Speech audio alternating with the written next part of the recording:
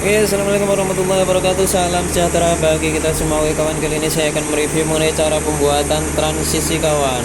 Oke, transisi itu apa kawan? Transisi adalah perubahan menuju kawan. Dan kali ini saya akan mereview mengenai perubahan bentuk kotak menuju bulat kawan, atau sebaliknya perubahan bentuk bulat menuju kotak kawan.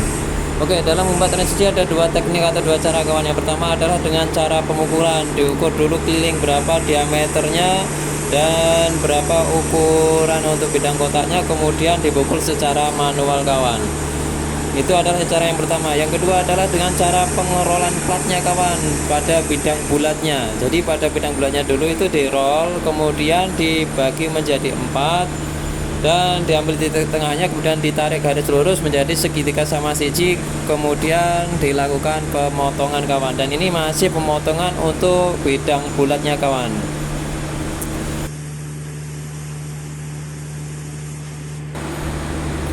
Kita menggunakan cara yang kedua kawan, karena cara yang kedua adalah lebih efektif kawan dan tidak menguras tenaga kawan, yaitu dengan mengerol platnya terlebih dahulu, kemudian memotong platnya menjadi 4 menyerupai segitiga sama sisi kawan.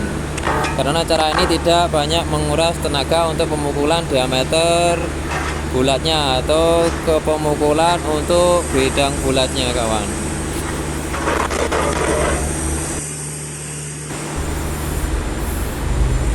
Dan untuk pemotongan bidang kotaknya kawan sama juga, diukur sesuai dengan lebar dan tingginya, kemudian dari titik tengahnya ditarik garis samping kiri kanan menjadi segitiga sama sisi, kemudian dilakukan pemotongan kawan.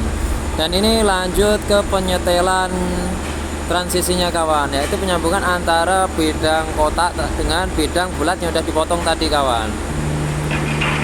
Dan untuk penyetelannya kawan, kita letakkan dulu bidang kotaknya ke plat atau langsung ke pleknya juga langsung bisa kawan. Ke plat baru kita pasang atau kita sambung sudut demi sudutnya kawan menjadi peta atau persegi kawan. Setelah itu baru kita pasang plank bulatnya kawan di atasnya. Nah, dalam pemasangan ini kawan harus benar-benar diperhatikan, jangan sampai posisinya mereng atau condong sebelah kiri atau sebelah kanan kawan. Karena hal tersebut dapat mengaruhi hasil akhirnya kawan. Hasil akhirnya bisa kurang rapi, bisa mereng sebelah, dikarenakan dari penyetelan pertamanya kurang sejajar antara plank bawah dengan plank atas, kurang sejajar dan kurang tegak lurus kawan. Di sini perlu sangat diperhatikan sekali karena sangat mempengaruhi hasil akhirnya kawan.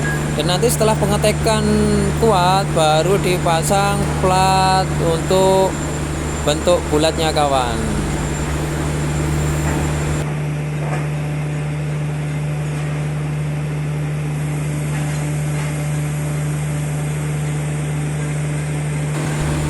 Oke kawan, nanti setelah selesai penyetelan baru dilakukan pengetekan las dengan kuat dan lanjut ke pengelasannya kawan. Dan ini hasilnya kawan. Semoga ini bermanfaat. Jangan lupa di subscribe, di like, dan di komen kawan, dan juga di share kawan. Saya kira wassalamualaikum warahmatullahi wabarakatuh. Salam sejahtera bagi kita semua.